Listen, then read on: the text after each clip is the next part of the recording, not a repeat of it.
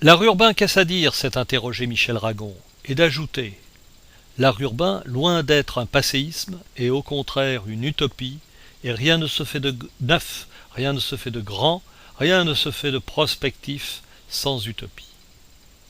Si on se réfère au passé, Françoise Choët et Pierre Lavedan font référence à la grande composition de l'époque classique. Les rues, les places, les jardins publics, la répartition et l'aménagement de ces espaces libres, tel est l'objet de ce que l'on appelle art urbain. Dans l'esprit du public, l'art urbain, c'est l'art dans la ville.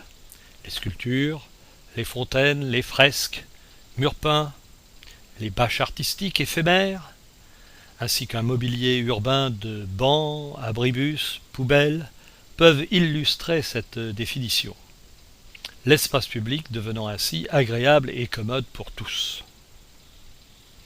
Mais plus généralement, l'art urbain, selon le séminaire Robert Rosel, s'inscrit dans l'organisation consciente de l'espace, s'apparente à l'urban design, tient compte des aspects sociaux, de l'écologie et de l'architecture pour donner cette définition.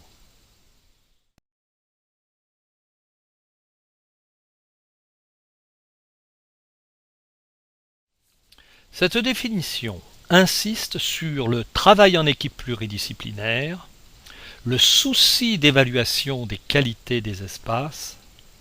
Le critère économique n'entre pas dans cette définition de la qualité du cadre de vie. Différents auteurs s'inscrivent dans cette démarche: Camille Ossite, Raymond Unwin, Kevin Lynch, Gerald Hanning, Mac Hague et bien d'autres. Tous se réfèrent au lien étroit à établir entre l'urbain et la nature. La réflexion et l'action sur l'espace vide se déclinent à 3 échelles: le territoire intercommunal, le quartier et l'espace public qualifié. Aujourd'hui, l'espace urbain, marqué par les principes de la charte d'Athènes, est reconsidéré. L'urbanisme totalitaire du mouvement moderne international imposant un espace indifférencié est revisité.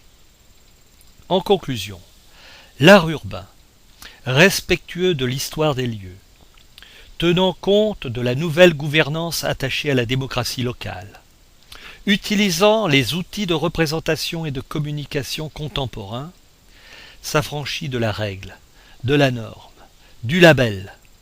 Cet urbanisme de projet met en avant l'imagination et la créativité des élus, des professionnels et des citoyens, autant de préoccupations pour améliorer le cadre de la vie urbaine adapté à chaque territoire.